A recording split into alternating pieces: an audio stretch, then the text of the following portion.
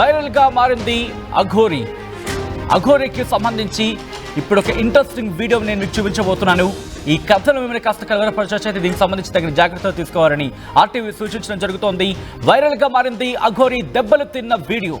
ఒక అమ్మాయి కోసం వెళ్లి అఘోరి తన్నులు తినట్లు ప్రచారం జరుగుతోంది. ఫిబ్రవరి 9న అఘోరిని కొట్టాడు ఓ యువకుడు. చితకబాదుతున్న సైలెంట్గా ఉండిపోయింది అఘోరి. వర్షిణి అనే అమ్మాయికి దీక్ష ఇచ్చినట్లు చెబుతోంది అఘోరి. వర్షిణికి అఘోరికి రాజేష్ నాథ్కు మధ్య సంబంధంపై చర్చ జరుగుతోంది. అయితే ఈ నేపథ్యంలో ఒక ఆడియో కాల్ కూడా చాలా విస్తృతంగా ప్రచారంలో ఉంది. ఆ ఆడియో కాల్లో అఘోరికి అమ్మాయికి మధ్య సంభాషణ ఆసక్తికరంగా మారింది. తనను చూసేందుకు రాకపోతే చచ్చిపోతా అంటూ అఘోరిని బెదిరించింది వర్షిణి. ఒకసారి ఆ డీటెయిల్గా వెళ్లే కన్నా ముందు ఒక్కసారి మీరు చూస్తున్నారు అఘోరిపై దాడి జరిగిన విజువల్స్. ఒక ఇంటికి ఒక వ్యక్తి వెళ్తున్న ఆ విజువల్ మీరు చూడొచ్చు. ఒకసారి ఫ్రమ్ ద బిగినింగ్ వెళ్ళే ప్రయత్నం చేద్దాం ఈ వీడియోకి సంబంధించి. ఎందుకంటే ఒక వ్యక్తి ఆ ఇంట్లోకి వెళ్ళి అదుగు మీరు చూడొచ్చు. ఒక వ్యక్తి అక్కడ నిల్చున్న వీడియో మీరు చూస్తున్నారు కదా. అఘోరి వస్తుంది. ఆ వీడియో మీరు అలా చూస్తూ ఉండండి. అఘోరి బయటకు వస్తుంది. అదుగు అఘోరిని అక్కడ తను దాడి చేస్తున్నాడు. అఘోరి మీద దాడి చేస్తుంటే అఘోరి అక్కడ పిల్లర్ని పట్టుకుని ఉండిపోయింది. పిల్లర్ కూడా కదా, గోడని అలా చేత్తో పట్టుకుని ఉండిపోయింది. జుత్తు పట్టుకొని మరి కొడుతున్న విజువల్స్ మీరు చూడొచ్చు. ఆ తర్వాత ఇలా చేతులను నిర్బంధించేసి తన మీద దాడికి దిగుతూ ఉంటే పక్క నుంచి ఒక వ్యక్తి లోపలికి వెళ్ళిపోతూ ఉంటాడు. పక్క నుంచి ఒక వ్యక్తి ఆ ఇంట్లోకి వెళ్ళిపోతూ ఉంటాడు. కానీ ఎవ్వరూ రియాక్ట్ కారు. అక్కడ అఘోరి మీద దాడి జరుగుతున్న విజువల్ మీరు చూస్తున్నారు. ఫిబ్రవరి 9న జరిగిన దాడి విజువల్స్ ఇవి. అక్కడ మీరు చూడొచ్చు ఒక పెంపుడు కుక్క అనుకుంటా బహుశా అక్కడ ఉంది. అయితే వాళ్ళిద్దరికి మధ్య వాగ్వాదం జరుగుతోంది. ఆ ఇద్దరి మధ్య కూడా పెరుగులాట జరుగుతున్న విజువల్స్ మీరు చూస్తున్నారు. తను మళ్ళీ జుట్టుని అలా ముడివేసుకునే ప్రయత్నం చేసినప్పుడు మళ్ళీ పట్టుకుని తన మీద దాడికి దిగాడు ఆ వ్యక్తి. ఆ విజువల్స్ ప్రస్తుతం అక్కడ సంచలనంగా మారాయి. ఒక్కసారిగా స్థానికంగా కలకలం రేగింది. ఆ విజువల్స్ మీరు చూడొచ్చు. తర్వాత లోపలికి వెళ్ళిపోయింది. ఆ విజువల్స్ మీరు చూస్తే కనుక ఇదిగో ఇలా లోపల నుంచి ఆ ఇంటి దగ్గర అఘోరి ఉన్న విజువల్స్ మీరు చూస్తున్నారు. ఈ నేపథ్యంలోనే అఘోరికి ఆ వ్యక్తికి మధ్య ఏం జరిగింది, అసలు ఎందుకు అఘోరి మీద ఆ వ్యక్తి దాడికి దిగాడు? అఘోరి మీద దాడికి దిగుతున్న విజువల్స్ సీసీ ఫుటేజ్ని ఆర్టీవీ స్క్రీన్ మీద ఎక్స్క్లూజివ్గా మీరు చూస్తున్నారు. ఆ తర్వాత మీరు చూస్తే అఘోరికి సంబంధించి బహుశా ఇంకొక వ్యక్తి కూడా ఉన్నాడు అనుకుంటా. ఎందుకంటే ఇద్దరు వ్యక్తులకు సంబంధించి బహుశా ఈ వ్యక్తి మీరు అదుగు చూడొచ్చు. ఇద్దరు వ్యక్తులుగా అయితే మాత్రం ఇక్కడ భావించవచ్చు. బహుశా ఇద్దరు ముగ్గురు అనుకుంటే. ఎందుకంటే ఒక వ్యక్తి బనియన్ మీద మీరు చూడొచ్చు, ఇంకో వ్యక్తి బ్లూ టీషర్ట్ మీద చూడొచ్చు, ఇంకో వ్యక్తి అక్కడ రెడ్ టీషర్ట్కి సంబంధించి బహుశా ఆ దాడిని గమనిస్తున్న వ్యక్తిగానే భావించవచ్చు. ఆ ఇద్దరు వ్యక్తులు అక్కడికి వెళ్ళారు. ఇద్దరు వ్యక్తులు మాత్రం క్లియర్ కట్గా ఇక్కడ కనిపిస్తోంది. లేకపోతే ఆ బనియన్ వేసుకున్న వ్యక్తి, బ్లూ టీషర్ట్లో ఉన్న వ్యక్తి ఒకరేనా? ఒకసారి చూస్తే కనుక బహుశా ఆ విజువల్ మీరు చూడండి. ముందుగా ఇక్కడ బ్లూ టీషర్ట్లో ఉన్న వ్యక్తికి అఘోరికి మధ్య వాగ్వాదం జరుగుతోంది. ఇలా నెడుతున్న విజువల్స్ మనకు అర్థమవుతున్నాయి. కరెక్ట్గా అర్ధరాత్రి 11 గంటల 20 నిమిషాల ప్రాంతంలో ఈ ఘటన చోటు చేసుకుంది. 11:26కి ఈ ఘటన చోటు చేసుకుంది. అమ్మాయి కోసం వెళ్ళి అఘోరి దాడులకు అక్కడ దాడి జరగడం జరిగింది అఘోరి మీద అనే క్వశ్చన్ రైజ్ అవుతోంది. అసలు ఇంతకీ ఏం జరిగింది? ఎందుకు అఘోరిని అక్కడ వ్యక్తులు దాడులు చేస్తూ వచ్చింది? ఆ ఇన్సైడ్ విజువల్స్ ఆర్టీవీ స్క్రీన్ మీద ఎక్స్క్లూజివ్ విజువల్స్ మీరు చూస్తున్నారు. ఇవి ప్రస్తుతం సంచలనంగా మారాయి. ఆ ఇంట్లోకి వెళ్ళిన తర్వాత కూడా ఇంట్లోకి వెళ్ళిన తర్వాత విజువల్స్ మీరు చూడొచ్చు. ఆ సీసీటీవీ ఫుటేజ్ ఇన్సైడ్ నుంచి అక్కడ మీరు చూడొచ్చు. వైట్ కలర్ అక్కడ క్లాత్స్ కనిపిస్తున్నాయి కదా, వేసుకుంది వైట్ క్లాత్స్. లోపలికి వచ్చింది అఘోరి. బస్సు అప్పటికే దాడి జరిగినట్టుగా ఉంది. లోపల ఉన్న వ్యక్తి కూడా చూస్తూ ఉన్నాడు. అక్కడ ఒక చిన్న పూజా మందిరం మనకు కనిపిస్తోంది. పూజా మందిరం దగ్గర ఈ పెనుగులాట జరిగినట్టుగా తెలుస్తోంది. బయట దాడి జరిగిన తర్వాత లోపలికి వచ్చిన సందర్భం ఒక్కసారిగా మీరు చూడొచ్చు. అది దాదాపుగా ఆ టైం ఒకసారి 12 గంటల 3 నిమిషాలు 12 గంటల 4 నిమిషాలు అంటే దాదాపు ఒక్కసారి ఆ టైం కనిపించిన ఫ్రీజ్ చేసే ప్రయత్నం చేయండి. ఎందుకంటే దాదాపు అరగంట పాటు ఈ ఘటన జరిగింది. అరగంట పాటు ఘటన జరుగుతూ ఉంటే ఇంతవరకు, ఎందుకంటే ఫిబ్రవరి 9కి సంబంధించి మాట్లాడుకుంటున్న సందర్భం దాదాపుగా 12:04 10వ తారీఖున, అంటే దాదాపు అరగంటకు పైనే, అంటే 40 నిమిషాలు, 30 నుంచి 40 నిమిషాల పాటు ఈ ఘటన జరిగింది. ఇక కంటిన్యూ చేయండి విజువల్స్, పర్వాలేదు. ఎక్స్క్లూజివ్ విజువల్స్ మీరు చూస్తున్నారు ఆర్టీవీ స్క్రీన్ మీద. ఎక్స్క్లూజివ్ ఫుటేజ్ మీరు చూడడం జరుగుతోంది. ఒకసారి ఆ విజువల్స్ మీరు చూడొచ్చు. ఆ మహిళకి ఒక అఘోరికి, అలాగే ఒక వ్యక్తికి అక్కడెవరో ఆమె చేతికి ఏదో కడుతున్నట్టుగా మనకి అనిపిస్తుంది. ఓకే, ఇక్కడ కూడా పెరుగులాట జరుగుతోంది. అఘోరికి ఇంకో వ్యక్తికి పెరుగులాట జరుగుతోంది. ఇన్సైడ్ విజువల్స్ మీరు చూస్తున్నారు. అంటే పెరుగులాట కంటిన్యూ అయింది. ఆ పెనుగులాట మాత్రం కంటిన్యూ అయింది. ఫాస్ట్ ఫార్వర్డ్లో మీరు చూడొచ్చు. తర్వాత ఇంకొక వ్యక్తి వచ్చాడు. ఇంకొక వ్యక్తి వచ్చిన తర్వాత లోపలికి వెళ్ళిపోతున్న సందర్భం ఆ విజువల్స్ మీరు చూడొచ్చు. సో ఏం జరిగింది? ఎందుకు అఘోరి దాడులకు, ఇన్ఫాక్ట్ అఘోరి మీద ఎందుకు దాడులు చేయాల్సి వచ్చింది? ఎవరా వ్యక్తులు? ఎందుకు దాడి చేశారు? వర్షినికి సంబంధించిన బంధువులా, లేకపోతే ఇటు అఘోరి మీద? అఫ్కోర్స్ గత కొన్ని రోజులుగా కూడా అఘోరికి సంబంధించి పెద్ద ఎత్తున ప్రచారం జరుగుతోంది. అఘోరి ఫేక్ అంటూ ఒక ప్రచారం ప్రారంభమైంది. సో ఈ నేపథ్యంలో ఆ కోణంలో ఎవరైనా దాడులకు పాల్పడే ప్రయత్నం జరిగిందా? ఆ 4 బాక్స్లో మీరు చూస్తున్నారు ఆ సీసీ ఫుటేజ్కి సంబంధించి గేట్ అవుట్ సైడ్ పరిస్థితి. అదిగో వెళ్ళిపోతున్న అఘోరికి సంబంధించి మీరు చూస్తే అక్కడ పట్టుకొని మరి ఆమెతో మాట్లాడుతూ, అంటే అక్కడ పెనుగులాటకు సంబంధించి. ఆ తర్వాత ఇంకొక బాక్స్లో మీరు చూడొచ్చు ఒక వ్యక్తి లోపలికి వెళ్ళిపోతున్న విజువల్స్ మీరు చూడొచ్చు. 3వ బాక్స్లో 11:25 ప్రాంతంలో తను ఇన్సైడ్ నుంచి, అంటే డోర్ తీసుకొని బయటకు వెళుతుంది. అక్కడ నేల మీద ఏదో ఉన్నట్టుందే, తను తీసుకొని ముందుకు వెళుతుంది. వెళ్ళిన సందర్భంలో ఒక వ్యక్తి బయట ఉన్నాడు. అంతవరకు ఆ సీసీటీవీ ఫుటేజ్లో ఆ రెడ్ కలర్ వ్యక్తి బయట కనిపించలేదు మనకి. ఆ తర్వాత బయటకు వెళ్ళిన తర్వాత 11:20 ప్రాంతంలో అదుగు ఇక్కడ 54 వెళ్ళిన తర్వాత అక్కడ బ్లూ టీషర్ట్లో ఉన్న వ్యక్తి ఆమె దగ్గరికి వెళ్ళాడు. వెళ్ళిన తర్వాత వాళ్ళిద్దరి మధ్య వాగ్వాదం చోటు చేసుకున్నట్టుగా మనం భావించవచ్చు. వాళ్ళిద్దరి మధ్య కూడా మాట పెరిగింది అంటూ కూడా మనకి అర్థం చేసుకోవచ్చు ఆ విజువల్స్ చూస్తూ ఉంటే. ఆ తర్వాత చూస్తూ ఉంటే కనుక, అంటే ఈ ఘటన, ఈ పెనుగులాట దాదాపుగా 30 నుంచి 40 నిమిషాల పాటు కొనసాగింది. ఎందుకు అఘోరి మీద దాడి జరిగింది? ఎవరు దాడి చేసిన వ్యక్తులు? ఎందుకు దాడి చేశారు? ఎందుకు దాడి చేయాల్సి వచ్చింది? వర్షిణిని అఘోరిగా మార్చిందంటూ ఒక అంశం అదిగో ఈ ఫుటేజ్లో చూడండి. ఇక్కడ క్లియర్ కట్గా ఉంది. అంటే ఇది బహుశా ఆ తర్వాత, ఎందుకంటే తను ఆ టైంలో వైట్ డ్రెస్తో కనిపిస్తుంది. ఒకసారి టైం వస్తే కనుక ఫ్రీజ్ చేసి చూపించే ప్రయత్నం చేద్దాం. వైట్ బనియన్కి సంబంధించిన వ్యక్తి. ఓకే, కాస్త కంటిన్యూ చేయండి. అక్కడ టైమింగ్ కూడా మనకు కనిపించే అవకాశం ఉంది. 10వ తారీఖు అంటే దాదాపుగా, అంటే 12 దాటిపోయింది. అంటే ఈయన వేరే వ్యక్తి కింద భావించవచ్చు. అంటే దాదాపుగా ముగ్గురు నలుగురు మనకి ఫ్రేమ్లో కనిపిస్తున్నారు. ఒకరు కాదు, ఒక వ్యక్తి కాదు, దాదాపుగా 2-3 మనకి క్లియర్ కట్గా ఫ్రేమ్లో కనిపిస్తున్నారు. ఎవరు దాడి చేశారు? ఎందుకు దాడి చేశారు? ఎందుకు దాడి చేయాల్సి వచ్చింది? ఎవరు పంపించారు? లేకపోతే వాళ్ళంతా వాళ్ళే వచ్చారా? ఇవన్నీ ఇంకా తెలియాల్సి ఉంది. ఎందుకు పోలీస్ స్టేషన్లో కంప్లైంట్ అయ్యిందా లేదా? ఈ ఘటనకు సంబంధించి ఎక్కడ జరిగింది? ఎందుకు వాగ్వాదం జరిగింది? ఆ తర్వాత మీరు చూస్తే కనుక తీవ్రమైన వాగ్వాదం జరిగింది. గేటు అవతల అఘోరి, గేటు యువతల అఘోరి, గేటు అవతల ఒక వ్యక్తి. అంటే ముందు ఒక వ్యక్తికి సంబంధించి కాన్వర్సేషన్ జరిగింది. ఆ తర్వాత మీరు చూసుకుంటే కాన్వర్సేషన్ ఇంకొక వ్యక్తికి సంబంధించి కూడా ఇన్సైడ్గా మనం చూసాం. ఆ తర్వాత గేటు బయట ఒక వ్యక్తి బనెన్లో ఉన్న విజువల్స్ మనం చూస్తున్నాం. ఎందుకు దాడి చేశారు అనేక సంబంధించి ఇప్పుడు క్వశ్చన్స్ రైజ్ అవుతున్నాయి. దీనికి సంబంధించి అప్డేట్స్ అందించేందుకు మా ప్రతినిధి రామారావు ఫోన్ లైన్లో సిద్ధంగా ఉన్నారు. రామారావు దగ్గరికి వెళ్ళే ప్రయత్నం చేస్తాను. రామారావు, ఈ ఘటన ఎప్పుడు జరిగింది? మరి ముఖ్యంగా ఈ ఘటనకు సంబంధించి ఎవరు వాళ్ళు? అఘోరి మీద దాడి చేసిన వాళ్ళు ఎవరు?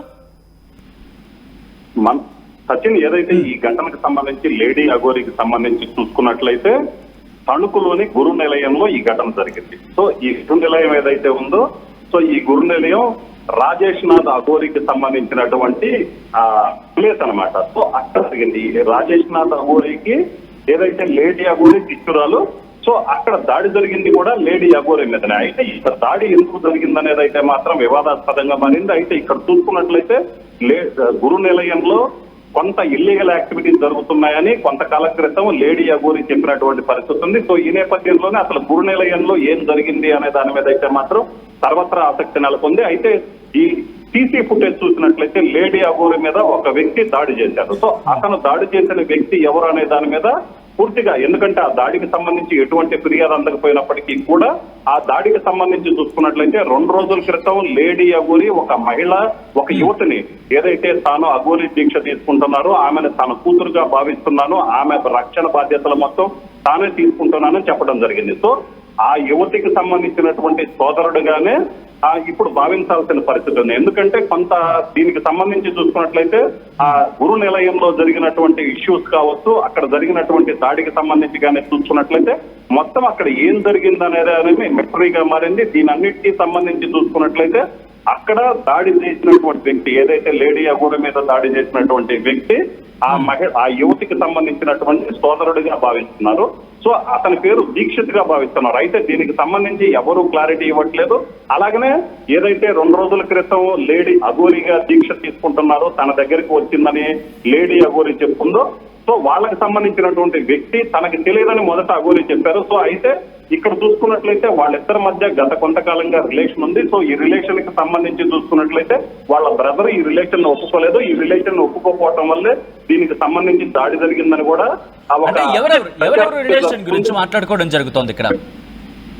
ఖచ్చితంగా మొన్న 2 రోజుల క్రితం ఎవరైతే లేడీ అఘోరి శ్రీనివాస్ ఉన్నారో అతనికి సంబంధించినటువంటి శ్రీనివాస్ సంబంధించి ఒక యువతి నన్ను ఆశ్రయించింది, బీటెక్ చదువుతున్నటువంటి యువతి తన వద్దకు వచ్చింది. సో ఆమెకు సంబంధించి పూర్తి బాధ్యతలు తాను తీసుకుంటున్నానని చెప్పారు. సో ఆ యువతి బ్రదర్ గానే ఇప్పుడు ఏదైతే లేడీ అఘోరి మీద దాడి చేసినటువంటి వ్యక్తి ఆ యువతి సోదరుడుగానే గుర్తిస్తున్నారు. ఆ యువతికి సంబంధించి ఆ సోదరుడి పేరు కూడా దీక్షిత్ గా చెప్తున్నారు. అయితే దీనికి సంబంధించి పూర్తిగా క్లారిటీ లేదు.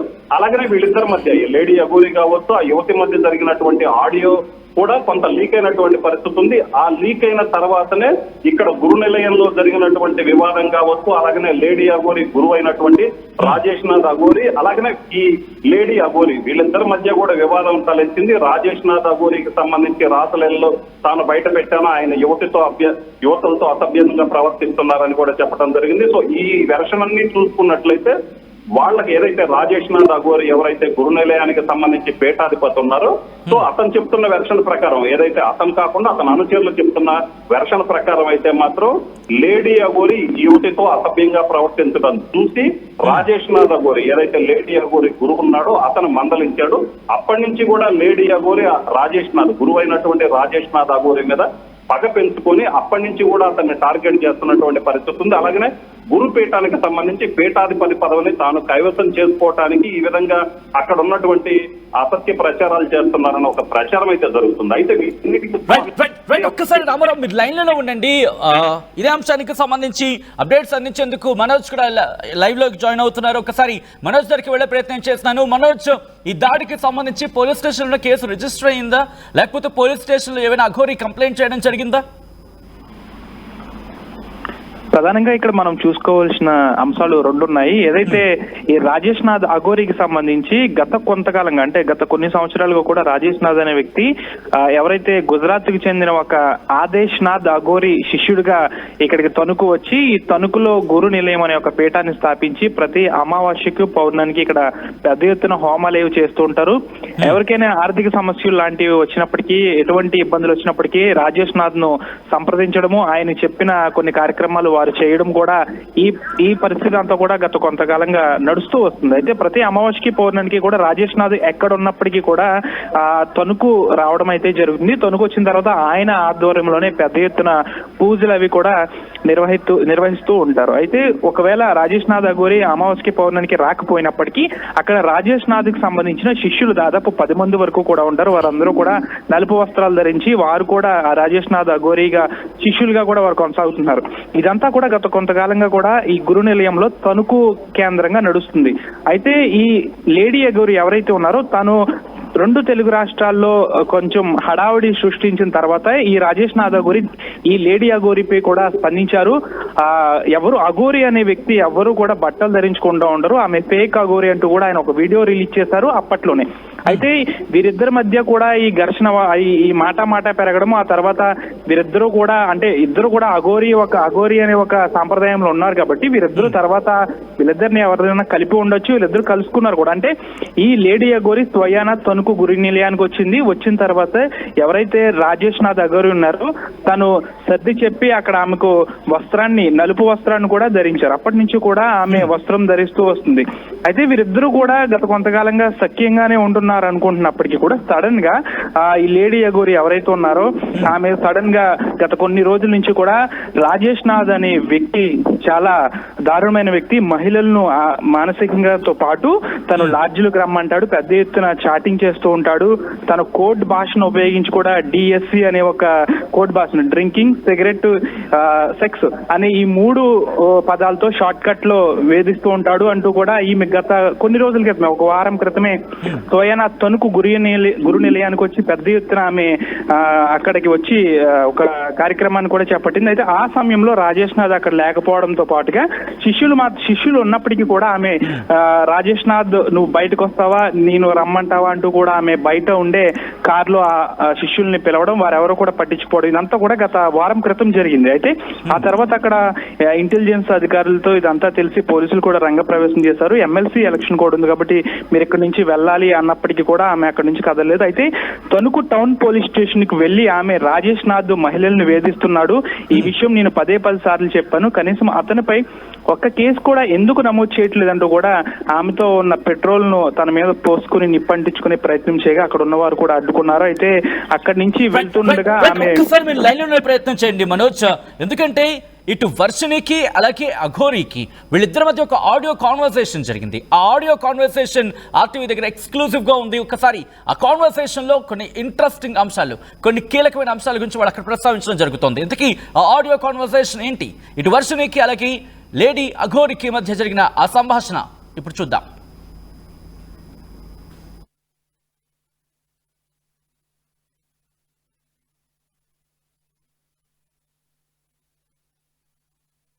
ఏంటి మంచి చెప్పేది? హలో చెప్పు. వస్తావా రాదా? దేనికి? ఎక్కడున్నావు? వస్తున్నా. చెప్పు ఎక్కడున్నావు? లొకేషన్ పెడతాను రా. ఎక్కడున్నావు? ఇంత కోసుకొని నన్ను రావద్దన్నారు నేను. ఓకేనా? నాకు నిజంగా సీరియస్గా చెప్పి నిన్ను చూడాలనిపిస్తుంది. నిజంగా బెంగగా ఉంది. నువ్వు నమ్మినా నమ్మకపోయినా ఇది నిజం. సరే. ఒక్కసారి రా. అయితే రావద్దన్నారు. ఇప్పుడు నేను ఇదే గురు నిలయంలో ఇప్పుడు నీకు వీడియో కాల్ చేసినావు, నన్ను నమ్మలేగా. వీడియో కాల్ చేసి నాకు ఎవరున్నా నీ పక్కన చూపెట్టి అన్నావు కదా, అదే గురు నిలయంలోకి రా. ఒక్కదాన్నే ఉన్నా, నువ్వు ఒక్కదాన్ని రా. మీ అన్నయ్య వస్తే పరుకు కొడతా. వద్దు, నేను రాను ఇంకా. నన్ను రావద్దు అన్నారు. ఎవరు? చూడరా ఏంటి? ఇప్పుడు నాన్నకు ఒక నిమిషం ఆగు, నాకు ఇంకో ఫోన్ ఉంది, నీకు తెలుసుగా. ఇప్పుడు నాన్న నీకు కాల్ చేస్తాడు, నేను రమ్మంటాడు, నువ్వు వస్తావా రావా? వెళ్ళను, నేను రాను. ఆయన చేత ఫోన్ చేపిస్తా కూడా నేను రాను అంతే. నువ్వు వస్తా అంటే రా, లేదు నాకైతే నిన్ను చూడాలనుంది. నేను ఒక అరగంట 20 నిమిషాలు, ఒక అరగంట అయితే చూడగలను. అంత మించి నేను తర్వాత నా గురించి కూడా నీకు తెలుసు కదా ఏం చేసుకుంటానో. సీరియస్ అంటే సీరియసే, ఇంకా ఆ పై చూసుకో అంతే. అరగంట అంటే అరగంట వెయిట్ చేస్తాను నీకోసం అంతే. బాయ్. ఏ బాయ్కి అనకు, ఎవరికి చెప్పి రాకు. చెప్పి అయితే నేను ఆపేస్తాను. సరే రాను. నన్ను చూస్తూనే భయపడతారు, ఇంకెక్కడ వస్తారు? వాళ్ళకి చెప్పి రాకు. నేను ఇప్పుడే వస్తానని చెప్పి రా. అర్థమైందా? వెళ్ళిపోతున్నాను చెప్పు. హోటల్కి వెళ్తున్నాను అక్కడ ఇవేంటి చెప్పొద్దు. నాకు ప్రైవసీ కావాలి. ఒక 10 నిమిషాలు తిరిగి వస్తానని చెప్పి భైరవ్ గారిని తీసుకుని రా. నాకు 5 నిమిషాలు నేను నిన్ను చూడాలి.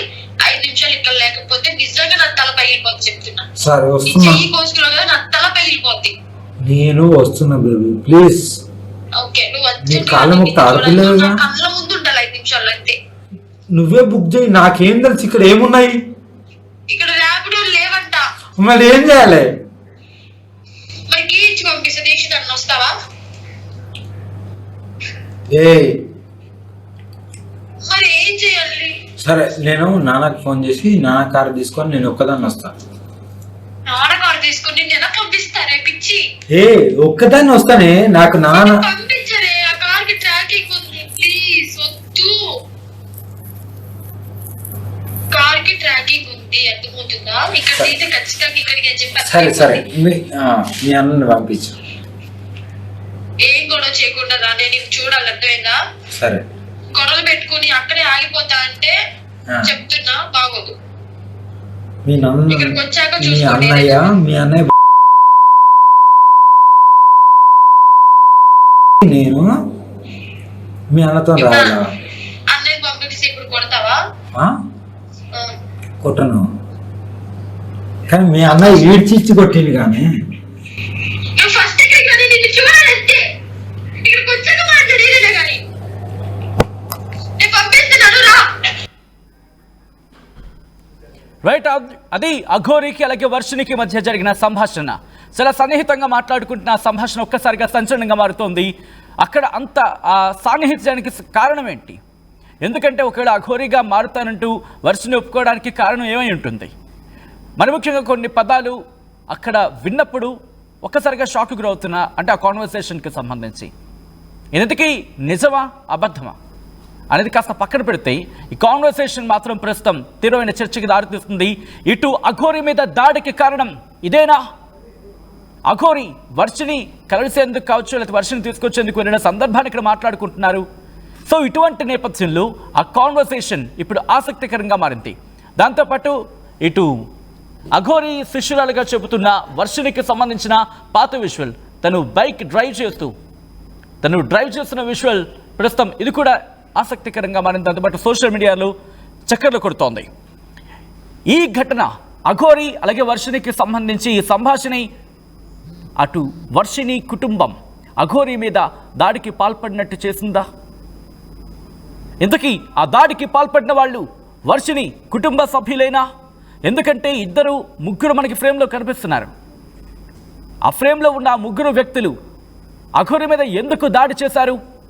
ఈ ఆడియో సంభాషణ వాళ్లకు మరింత కాలేలా చేసిందా? ఎందుకు వాళ్ళు దాడికి చేశారు, ఇన్ఫ్యాక్ట్ దాడికి దిగారు? అయితే వర్షినికి సంబంధించి అఘోరిగా మారే క్రమంలో ఆర్టీవీతో ఎక్స్క్లూజివ్గా మాట్లాడింది అఘోరి. లేడీ అఘోరి ఆర్టీవీతో ఎక్స్క్లూజివ్గా మాట్లాడింది. మా ప్రతినిధి మహేష్ ఆర్టీవీ వేదికగా ఇటు లేడీ అఘోరి ఎటువంటి కామెంట్స్ చేస్తుంది, మా ప్రతినిధి మహేష్ అఘోరితో మాట్లాడారు. ఒకసారి ఆ కాన్వర్సేషన్ చూద్దాం. గత 15 రోజుల నుంచి కూడా అఘోరి మాతతో ఒక అమ్మాయి కూడా వస్తుంది. అమ్మాయి ఎవరు ఏంటి అని చెప్పి అఘోరి మాతను అడిగి తెలుసుకుందాం. చెప్పండి అమ్మా, అంటే మీతో పాటు ఒక అమ్మాయి కూడా ఉంటుంది, ఎందుకు మీతో తిరుగుతుంది అనుకోవచ్చు? హరహర మహాదేవ్, ఓం నమ శివ, అఘోరి కళ్యాణమ, గురుదత్తే నమ, సనాతన బంధువులకు హిందూ బంధువులకు హరహర మహాదేవ్. శ్రీవర్షిని తొర్మెల్ల అని ఈ నాకు కూతురులాగా నేను దీక్ష ఇవ్వడం జరిగింది. దీక్ష ఇచ్చి సాధన నేర్పిస్తున్నాను. ఇక లైఫ్ లాంగ్ నాతోనే ఉంటుంది. బరువు బాధ్యతలు కూడా నేనే తీసుకుంటున్నాను. ఇలాగ చాలామంది ఆడపిల్లలు ఇప్పుడిప్పుడే వస్తున్నారు నా దగ్గరికి. ఎవరైనా సరే ఇష్టపడి నేను ధ్యానం నేను శిక్షణ నేర్చుకోవాలి, నేను సాధన చేయాలి, నేను భగవంతునికి ఇంకా సేవ చేసుకోవాలి, ఆడపిల్లలు కాపాడుకోవాలనే ఈ తత్వంలో ఉన్న వాళ్ళకు అందరికీ నేను దీక్ష ఇస్తాను.